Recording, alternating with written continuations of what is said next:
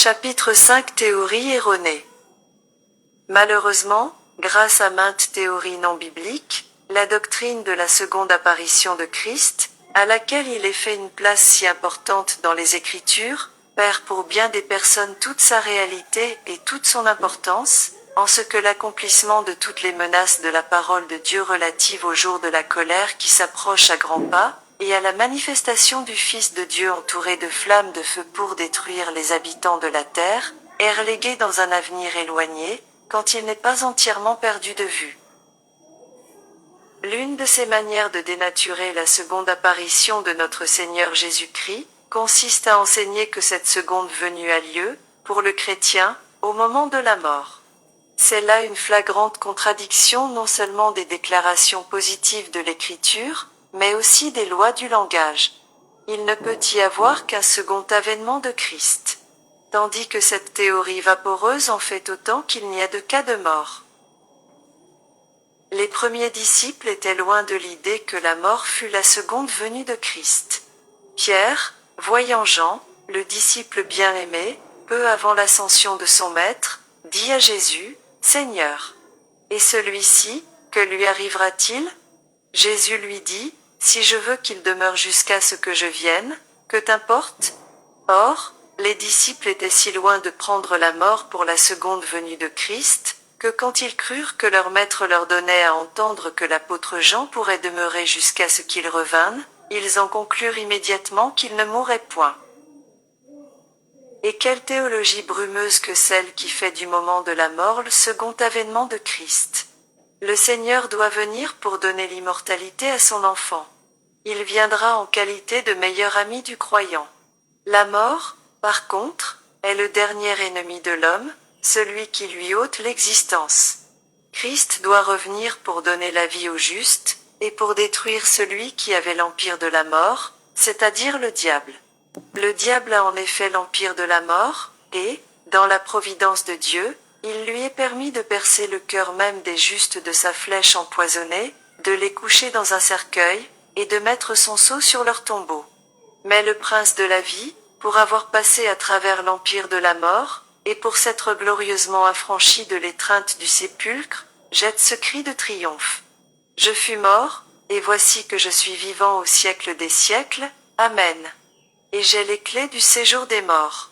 À sa seconde apparition, il ouvrira les tombeaux des justes, anéantira l'empire de la mort, leur dernier ennemi, et les mènera vers les scènes immortelles et éternelles de la gloire. Il en est qui prétendent également que la seconde venue de Christ n'est autre que l'acte de la conversion. Il y a donc autant de secondes venues de Christ que de conversions. Nous l'avons fait remarquer, il ne peut y avoir qu'une seconde apparition du Seigneur. D'autres encore, veulent voir le second avènement de Christ dans les manifestations du Saint-Esprit. Ici, de nouveau, on rencontre la difficulté d'une pluralité de secondes venues de Christ, vu le grand nombre de manifestations de l'Esprit de Dieu dans le cœur des hommes, alors qu'il ne peut y avoir qu'un seul second avènement de Christ. La distinction qui existe entre les manifestations du Saint-Esprit et la présence personnelle de Christ, lors de son apparition, est très clairement exprimée dans les Écritures. Écoutons Jésus, et je prierai mon Père, qui vous donnera un autre consolateur. Cette parole démontre l'existence de plus d'un consolateur. En son absence, le Père devait envoyer aux disciples un autre consolateur, à savoir l'Esprit de vérité. Durant l'absence du Fils, le Saint-Esprit devait être son représentant, et le consolateur de son peuple affligé. Tout cela est exprimé d'une manière bien distincte dans les paroles remarquables qui suivent, mais maintenant je m'en vais à celui qui m'a envoyé. Il vous est avantageux que je m'en aille, car si je ne m'en vais, le consolateur ne viendra point à vous. Et si je m'en vais, je vous l'enverrai.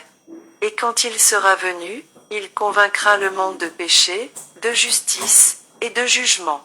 Ni la raison ni la Bible ne nous autorisent à confondre d'une manière aussi grossière Jésus absent, et son représentant sur la terre, le Saint-Esprit. Une dernière théorie mystique que nous mentionnerons, mais qui n'est pas moins la plus répandue, est que, chronologiquement, nous aurions dû placer en premier lieu, C'est celle qui fait du second avènement le règne spirituel de Christ sur la terre durant le millénium, période pendant laquelle aurait lieu la conversion du monde.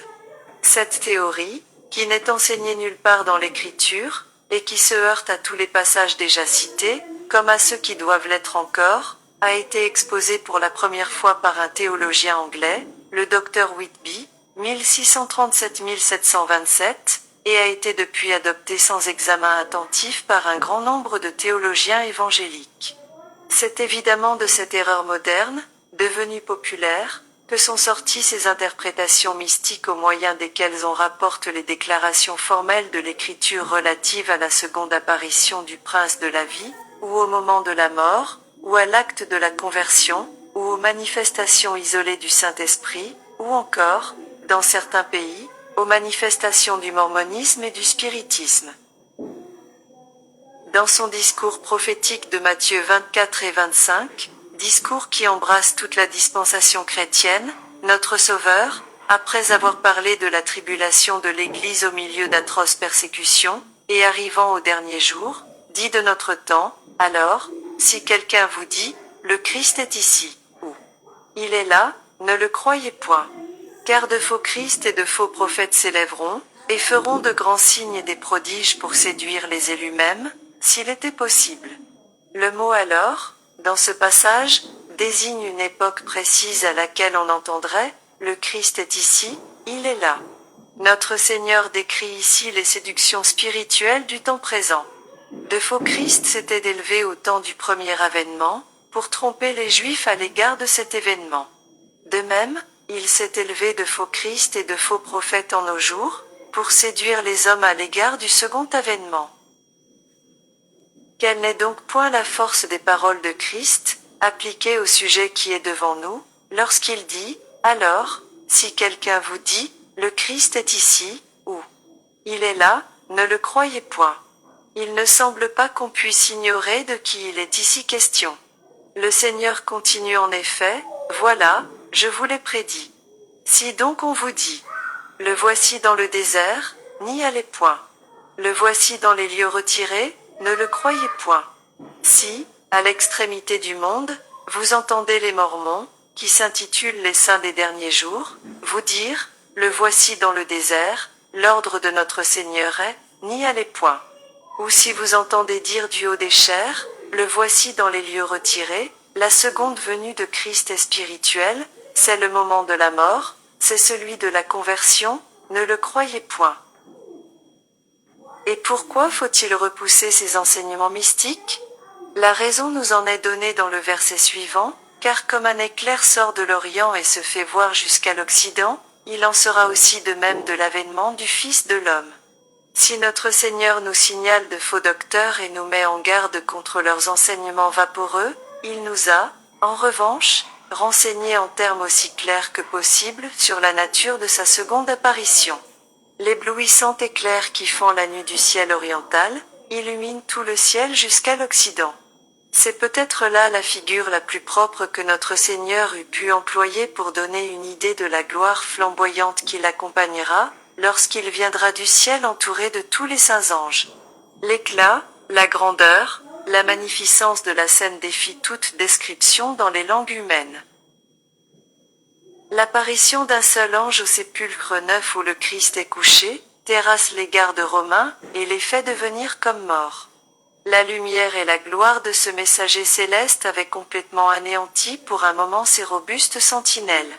Mais le Fils de l'homme doit venir dans sa gloire royale et dans la gloire de son Père, accompagné de tous les saints anges.